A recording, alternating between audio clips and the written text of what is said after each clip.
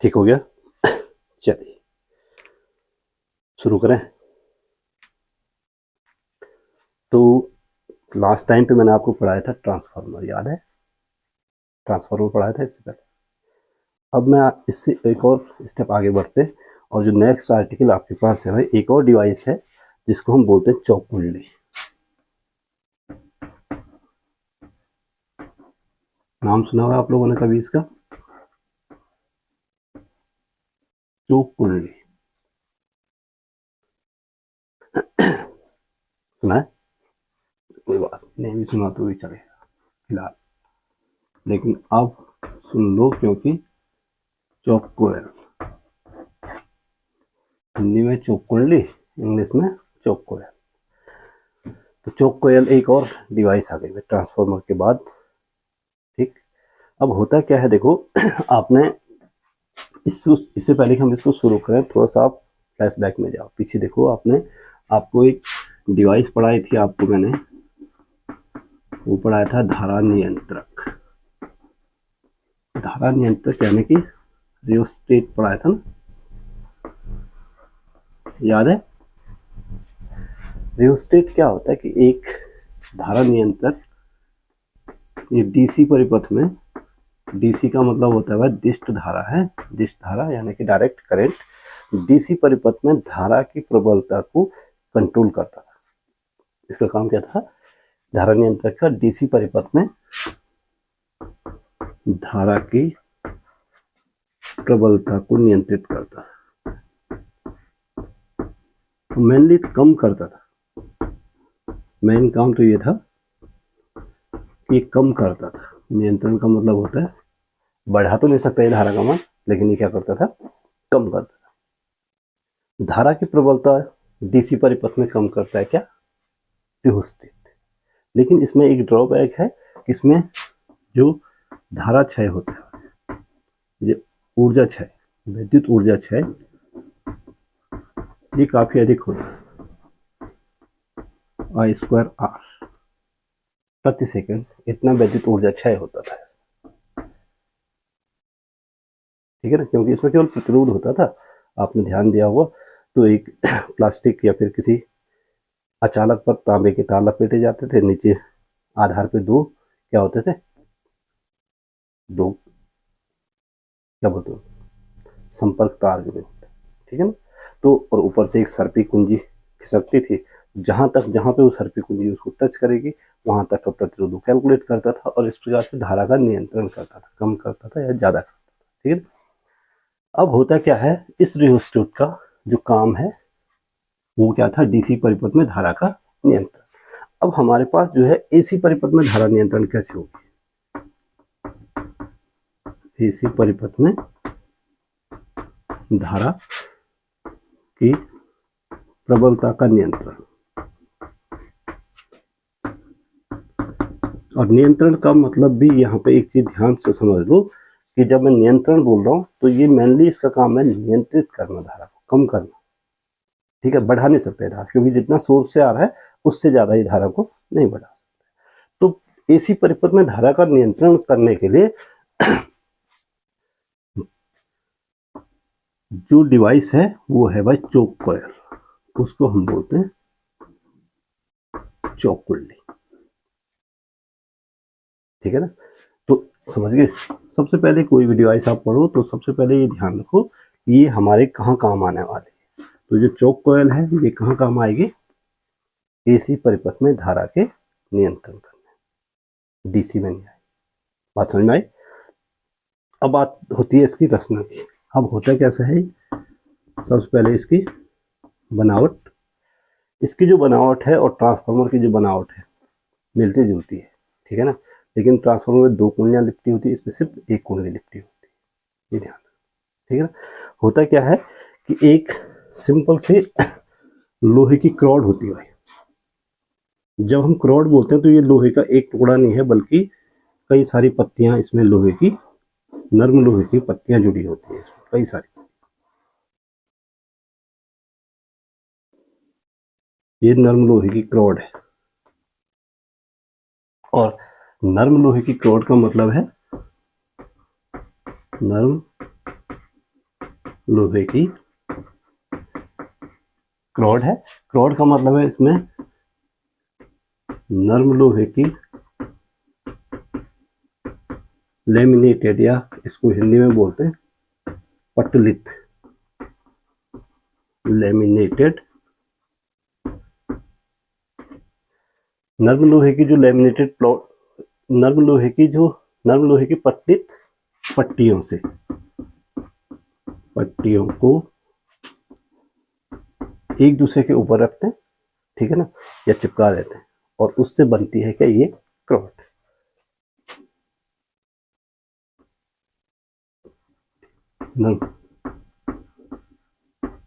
नर्म लोहे की, ये ध्यान रखना थ्योरी, नर्म लोहे की पतली यानी लेमिनेटेड पट्टियों से बनी है। लेमिनेटेड पट्टियों से बनाने का मतलब यह है कि जो दो पट्टियां हैं भाई, पतली पतली पट्टियां बनाई, उनको एक दूसरे से चिपका दिया और लेमिनेट कर दिया। लेमिनेट करने का मतलब है कि उनके बीच जो वैद्युत प्रवाह है वो क्या हो गया, खत्म हो गया, चिपकी रहेंगी। अगर लोहे की पट्टियां होंगी उनके बीच वैद्युत प्रवाह होगा, शॉर्ट सर्किट होगा। या अगर हम एक टुकड़ा रख देंगे तो क्या होगा, अभी आपको फिर से एक बार फिर से बता रहा हूँ, वैसे ट्रांसफॉर्मर में बता चुका हूँ इस चीज़ को, कि अगर नरम लोहे की पतली लेमिनेटेड पट्टियों से के अलावा हम एक पूरे लोहे का टुकड़ा ही जो रखते हैं, तो उससे क्या होता है कि भंवर धाराएं उत्पन्न होती है। और भंवर धाराएं उत्पन्न होने से ये पट्टी जो है क्या हो जाएगी, गर्म हो जाएगी। आपको मालूम है कि जब आपको भंवर धाराएं पढ़ाया था कि भंवर धाराएं इतनी प्रबल हो सकती हैं, पूरे आयतन में उत्पन्न होती हैं और इतनी प्रबल हो सकती है कि पूरे लोहे के टुकड़े को वो गला सकती है। तो उन भंवर धाराओं से बचने के लिए हम क्या करते हैं, पट्टियां रखते हैं छोटी छोटी, ठीक है ना, पतली पतली पट्टियां, उनको लेमिनेट किया और फिर उनको एक दूसरे के ऊपर चिपका दिया। तो ये नरम लोहे की पट्टियां हैं भाई, ध्यान रहे, ठीक है ना। ये इसके ऊपर जो है तांबे के लेमिनेटेड तार को, तांबे के जो तार हैं उनको एक दूसरे से पृथक्कृत करना है, यानी कि उन पे भी पॉलिश करनी है। इनके ऊपर तांबे के, अब जो तारों की, तांबे के तारों की कुंडली लपेटी जाती है, इसके ऊपर लपेट देते हैं तांबे के तारों की एक कुंडली,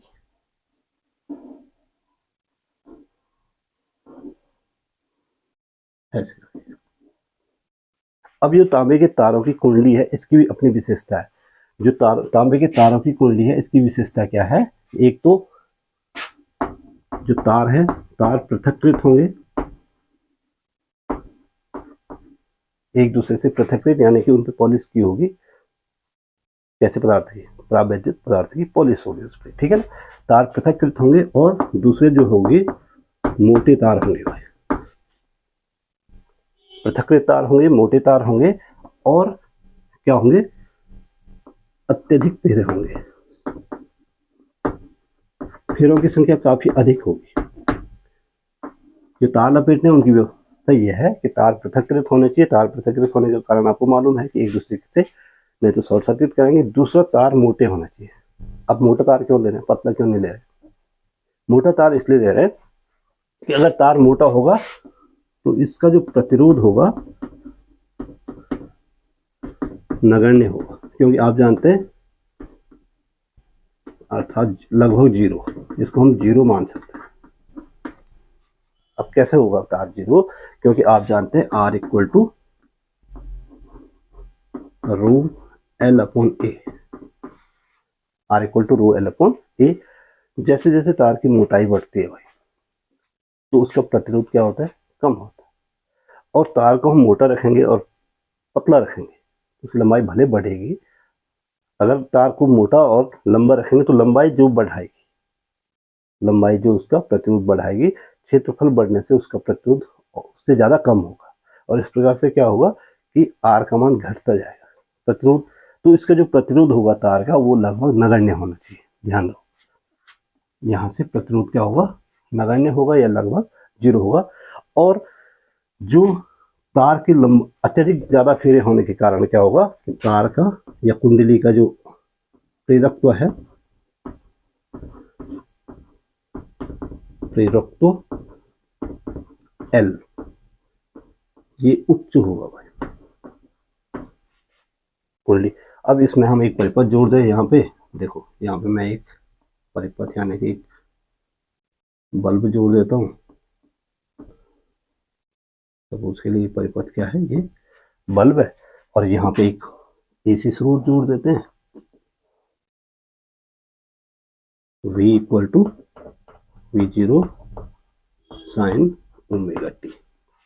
इसकी बोलता है V बराबर V0 साइन ओमेगा टी, ठीक है ना। अब होता क्या है कि थ्योरी समझिए, इसमें एक पतली लोहे की, नर्म लोहे की रॉड होगी और उसके ऊपर तांबे के मोटे और लंबे, मोटे तार की क्या होगी, कुंडली होगी, जिसकी लंबाई काफ़ी ज़्यादा होगी, फिर इसमें काफ़ी अधिक होंगी।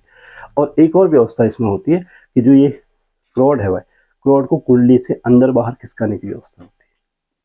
साथ में क्या होता है, रॉड को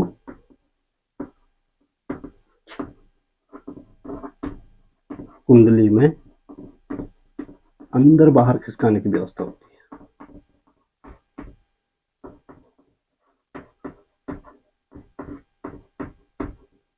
अब इससे क्या होगा, देखो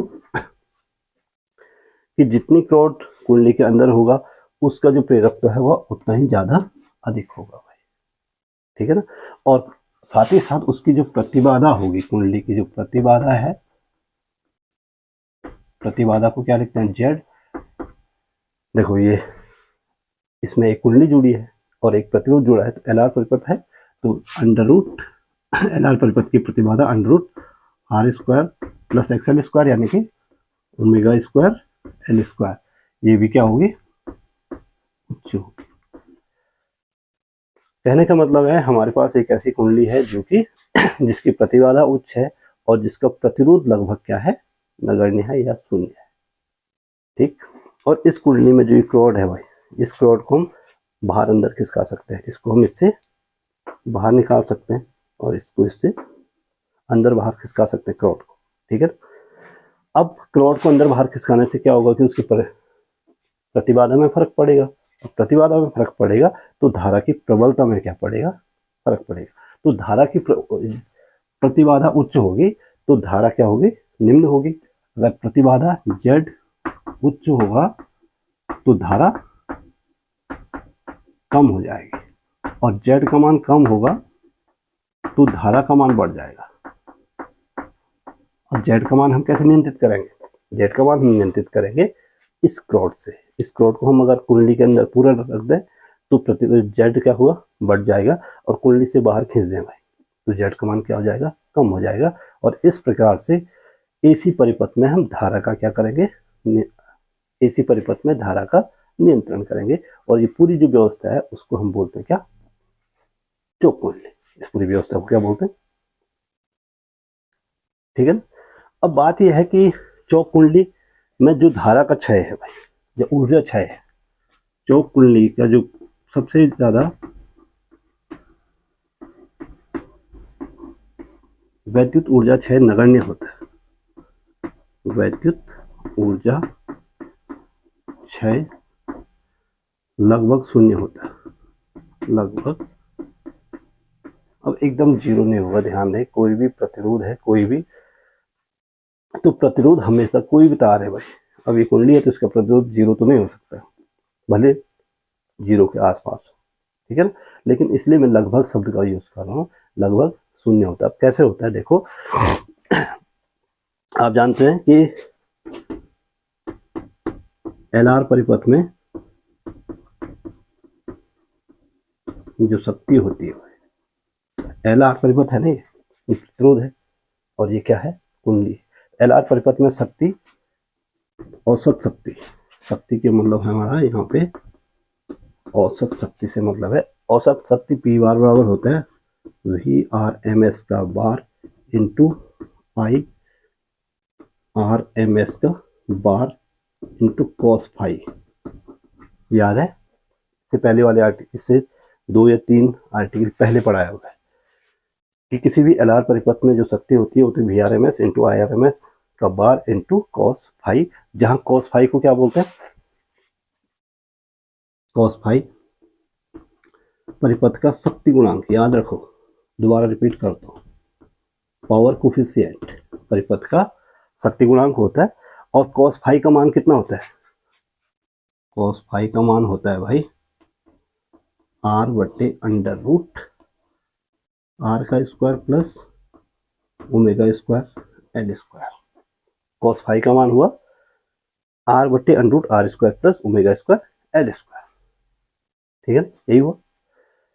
अब जो परिपथ में जो औसत शक्ति है वो दो बातों पर निर्भर कर रही, तीन बातों में निर्भर कर रही है। एक VRMS, एक IRMS यानी कि धारा का वर्गमाध्य मूलमान, वोल्टेज का वर्गमाध्य मूलमान और कॉस फाई पर। अब मेनली डिपेंड कर रही कॉस फाई पर, क्योंकि ये दोनों तो कांस्टेंट वैल्यू। ठीक है ना। अब कॉस फाई का मान होता है आर बटे R square plus L square. अब आप पहले ही कह चुके हैं कि इसमें परिपथ में प्रतिरोध शून्य है, क्योंकि परिपथ में प्रतिरोध कितना है? प्रतिरोध आर इज 0, लगभग 0 बोला मैंने, 0 मान सकते हैं। तो कॉस फाई भी 0 हो जाएगा। तो कॉस फाई भी कितना हो जाएगा? 0 बटे समथिंग इक्वल टू 0। तो कॉस फाई का मान भी 0 हो गया, और इसलिए कॉस फाई का मान 0 हो गया। तो यहाँ पे कॉस फाई का मान रखेंगे तो P bar equal to 0, P bar equal to, अब P बार 0 हो गया यानी कि परिपथ में शक्ति शून्य है। ठीक है ना, इंटरेस्टिंग। परिपथ में शक्ति शून्य है, तो परिपथ में जो शक्ति शून्य होने के कारण वैद्युत ऊर्जा क्षय, परिपथ में वैद्युत ऊर्जा क्षय ये भी कितना हो गया? शून्य हो गया। चौक कुंडली लगाने से परिपथ में वैद्युत ऊर्जा में कोई क्षय नहीं होती है। ठीक है ना, ये इसका एडवांटेज है। वो एडवांटेज किस पर है? एडवांटेज इस पर है कि हम इस परिपथ में अगर हम प्रतिरोध लगा देते, केवल प्रतिरोध लगाने से भी तो काम हो सकता है, आप जानते हैं। अब हमने कुंडली क्यों बनाई, ध्यान रहे, हमने प्रतिरोध क्यों नहीं लगाया? प्रतिरोध लगाने से वैद्युत धारा कैसे कम होती है? देखो आप सिंपल, आप जानते हैं कि ओम का नियम बोलता है V equal to I R, I equal to V बटे R, I equal to V बटे, बोलता है ओम का नियम, समझो बाकी चीजें। V equal to I equal to V बटे आर, यानी अगर आर का मान बढ़ा दें भाई, प्रतिरोध का मान क्या कर दें परिपथ में बढ़ा दें, तो आई का मान क्या हो जाएगा? उसी अनुपात में कम हो जाएगा। प्रतिरोध बढ़ाने पर भी धारा का मान कम हो रहा है, और चौक कुंडली लगाने पर भी धारा का मान कम या ज्यादा हो रहा है।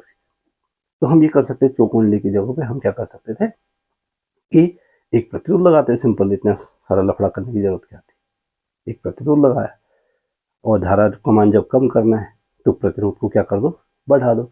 और जब धारा का मान बढ़ाना है तो प्रतिरोध को क्या कर दो? घटा दो। ये भी तो कर सकते कर सकते थे, बिल्कुल कर सकते थे। लेकिन उसमें क्या होता है कि केवल प्रतिरोध में जो धारा क्षय होता है, वैद्युत ऊर्जा का क्षय, इसमें जो वैद्युत ऊर्जा क्षय होता है, किसी भी प्रतिरोध में वैद्युत ऊर्जा का जो क्षय होता है वो होता है भाई I square, I zero square are.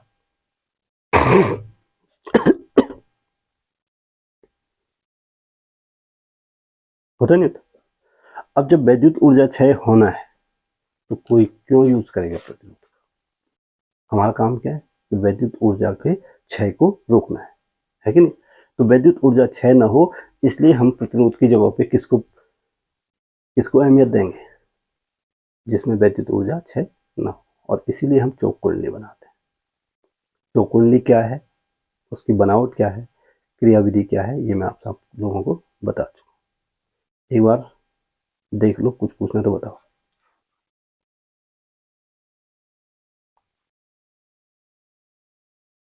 कुछ पूछना है किसी को?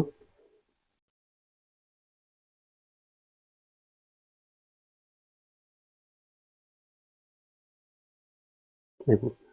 अब एक चीज और समझ लो कि जो चौक कुंडली है भाई, आप कितना भी आदर्श स्थितियां ले लो, चौक कुंडली में कुछ ना कुछ प्रतिरोध जरूर रहेगा, और वो हमेशा वो जीरो नहीं हो सकता। तो ऐसा नहीं कि इसमें बिल्कुल धारा क्षय नहीं होगा, थोड़ा बहुत धारा क्षय होगा, लेकिन वो प्रतिरोध में होने वाले धारा क्षय की तुलना में काफी कम होगा। ठीक है ना? और धारा क्षय कम होगा, लेकिन होगा जरूर।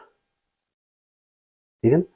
अब दूसरी चीज है कि जो हम चौक कुंडली है, अब हमें रियोस्टेट बनाने की जरूरत क्या थी? जब हमारे पास चौक कुंडली थी और उससे हम धारा को नियंत्रित कर रहे थे, तो हम रियोस्टेट क्यों बना रहे हैं? रियोस्टेट इसलिए बना रहे हैं, देखो कि धारा जो चौक कुंडली है वो जो है सिर्फ एसी परिपथ में काम कर सकती है। इसको मिटा रहा हूं मैं।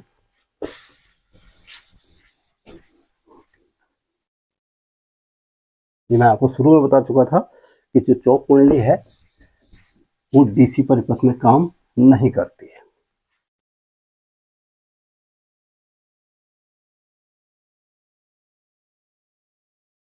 क्यों नहीं करती है? देखो,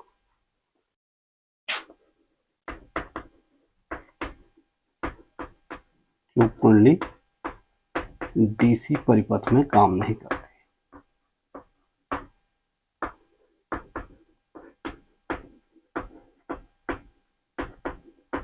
अब जब आप कोई चीज कहते हैं तो आपको उसको सिद्ध करना होता है कि क्यों नहीं करती है।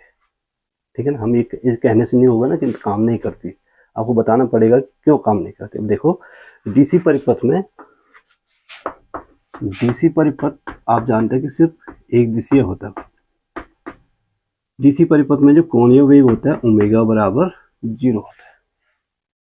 जब वो दूसरी साइड घूम ही नहीं रही, सिर्फ डीसी सिर्फ एक दिशा में जा रही, तो उसमें कोणीय वेग होगा ही। कोणीय वेग क्या होता है? शून्य होता है। कोणीय वेग शून्य होने के कारण जो कुंडली की प्रतिबाधा है, कुंडली की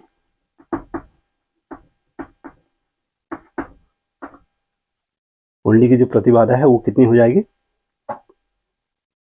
कितनी हो जाएगी? जेड बराबर कहीं पर भी इससे पहले लिखा था मैंने, under root R square plus omega square L square, ये होता था। अब चूंकि ओमेगा बराबर 0, so Z equal to under root R square plus 0, यानी कि जेड इक्वल टू आर। अब जेड इक्वल टू आर हो गया, यानी कि कुंडली का जो प्रतिरोध है, सॉरी परिपथ का जो प्रतिरोध है वही उसकी प्रतिबाधा है। अब यहाँ पे तो हमें प्रतिरोध को क्या करना था?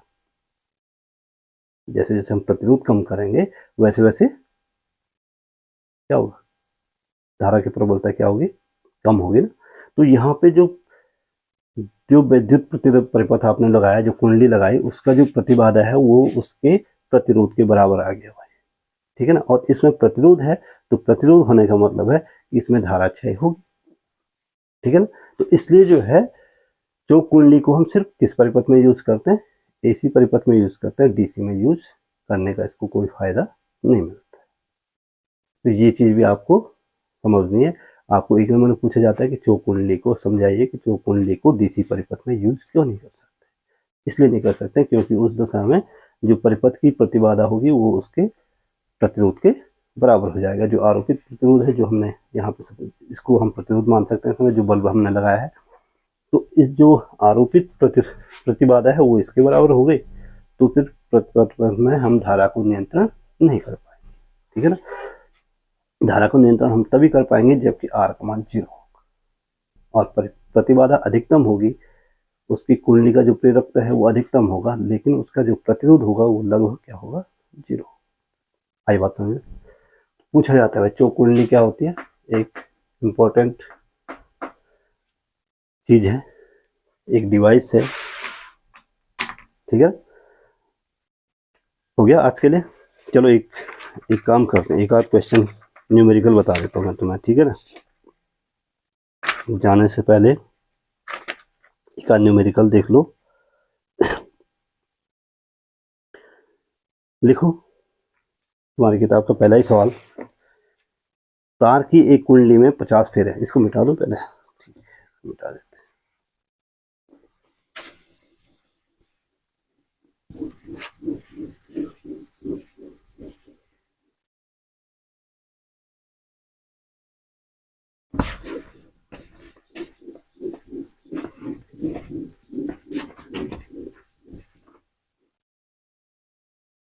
क्वेश्चन है, अब आपको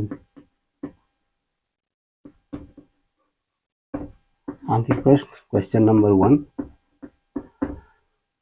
पढ़ो, नहीं पढ़ो? लिखो तार की एक कुंडली में 50 फेरे हैं। कुंडली में फेरों की संख्या है 50। कुंडली में फेरों की संख्या को हम लिखते हैं कैपिटल एन, और ये दे रखी है 50। तार की एक कुंडली में फेरों की संख्या है 50। आगे बोला है उसका क्षेत्रफल 500 सेंटीमीटर स्क्वायर है। कुंडली का अनुप्रस्थ परिच्छेद का क्षेत्रफल, क्षेत्रफल का मतलब होता है अनुप्रस्थ परिच्छेद क्षेत्रफल भाई, अनुप्रस्थ परिच्छेद क्षेत्रफल। ये दे रखा कितना, 500 सेंटीमीटर स्क्वायर है, 400, 500 सेंटीमीटर स्क्वायर, 500। और आप हमेशा मात्रा को भी ध्यान दो, सेंटीमीटर स्क्वायर है तुरंत उसको मीटर स्क्वायर में चेंज कर दो, एम के एस पद्धति में ले आओ। तो ए इक्वल टू हो जाएगा 500 इंटू 10 की पावर कितनी हो जाएगी, 1 सेंटीमीटर स्क्वायर इक्वल टू 10 की पावर माइनस 4 मीटर स्क्वायर। तो यानी कि ए इक्वल टू हो गया भाई 5.0 इंटू 10 की पावर माइनस 2 मीटर स्क्वायर। ए भी निकाल दिया, ठीक है। आगे बोल रहा है चुंबकीय क्षेत्र के लंबवत 50 से चक्कर प्रति सेकंड की दर से गति करती है। चुंबकीय क्षेत्र के लंबवत 50 चक्कर प्रति सेकंड की दर से गति करता है। एन बराबर कितना है भाई, 50, एन इक्वल टू 50। आगे बोला हुआ है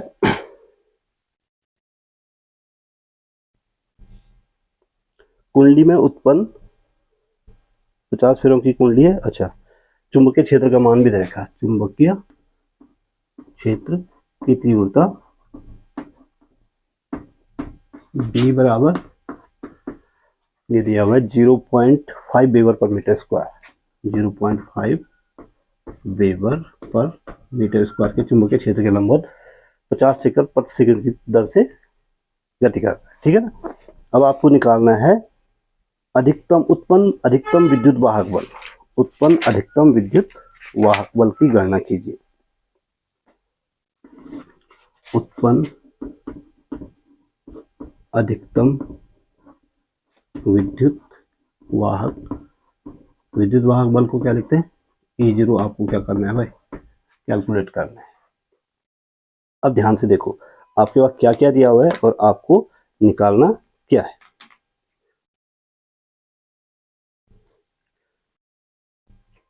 क्या क्या दिया हुआ है आपके पास, दिया हुआ है चौकुंडली में फेरों की संख्या n बराबर 50, ठीक है ना। उसका क्षेत्रफल दिया है, प्रति सेकंड चक्करों की संख्या दी है, और उत्पन्न विद्युत वाहक बल निकालना है। अब आप जानते हैं चूंकि ई बराबर किसी भी कुंडली, अगर हम किसी कुंडली को चुंबकीय क्षेत्र के लंबवत घुमाते हैं तो उत्पन्न विद्युत वाहक बल ई बराबर क्या होता है, ई बराबर या E0 बराबर लिख दो सीधे, अधिकतम निकालना है।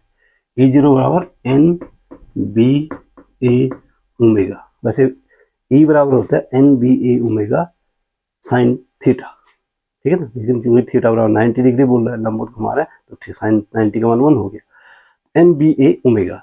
और ओमेगा बराबर कितना होता है, ओमेगा बराबर एन बराबर चक्करों की संख्या, एक सेकंड में जो चक्करों की संख्या होगी वो कितनी होगी, एन बराबर कितनी होगी, एन बराबर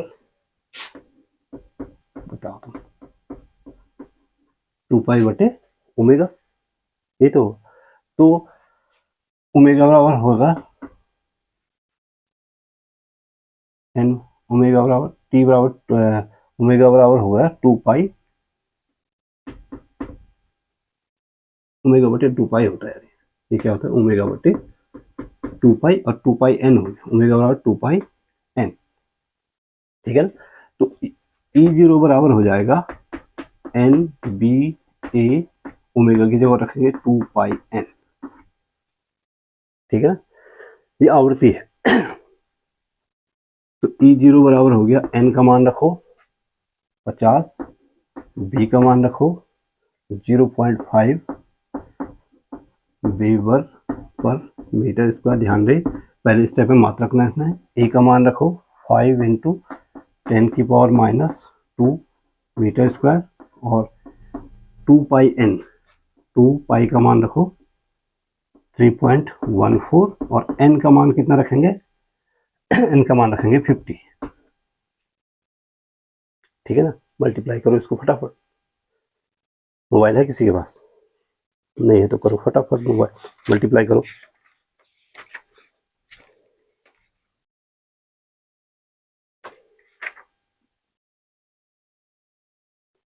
जल्दी से। A0 बराबर निकालो फटाफट। 50 को इससे मल्टीप्लाई करेंगे 5, ये 25 हो गया। इन दोनों को मल्टीप्लाई किया 50 का आधा हो गया और 50 1900 ये 340 हो गया। 314 ये हो गया और इंटू 5 314 100 हो गया। 314 इंटू 5 यानी कि 1570 हो गया भाई। 314 को 5 से मल्टीप्लाई किया इतना आएगा और इंटू 10 की पावर है भाई -2, इतना ही बचा रहा। E0 का मान कितना आएगा वोल्ट में? E0 इक्वल टू 25 इंटू 10 की पावर -2 यानी कि 15.70 हो गया भाई। ये बट्टे में गया। E0 इक्वल टू हो गया इतना वोल्ट 25 0 0 25 7 जा 175 यानी कि ये बचा 17। 25 5 जा 25 125 125 प्लस 17 142 यानी 14 25 1 जा 25 और 25 प्लस 14 यानी कि 39। इतना यहाँ पे पॉइंट लगेगा है इतना वोल्ट 392.50 वोल्ट। कैलकुलेशन ध्यान से देख लो ना। देखो 50 को गुना करेंगे 0.5 से तो ये आएगा 5 बजे 25। ठीक है, और ये 10 की पावर -2 है। 2 3 जा 2 5 जा 100 हो गया। 52 जा 3.14 को 100 से मल्टीप्लाई किया 314 हो गया और 314 को 5 से मल्टीप्लाई किया तो ये हुआ 1570 और 25 0 का 0 25 जगह 175 होता है। 25 0 का हाँ 15.7 ये ठीक है। 25 0 का 0 25 7 175 और 17 हासिल बचा 17। 25 बजे 125 और 17 142 14 और 25 से कम 25 और 25 और 14 39। ठीक है, 392 पॉइंट इतना वोल्ट होगा भाई। अधिकतम जो अधिकतम क्या निकालना था विद्युत वाहक बल वो इतना आ जाएगा। आई बात समझ में? तो ऐसे निकालना है। आज के लिए बहुत है इतना, बाकी नेक्स्ट टाइम पे। ठीक है।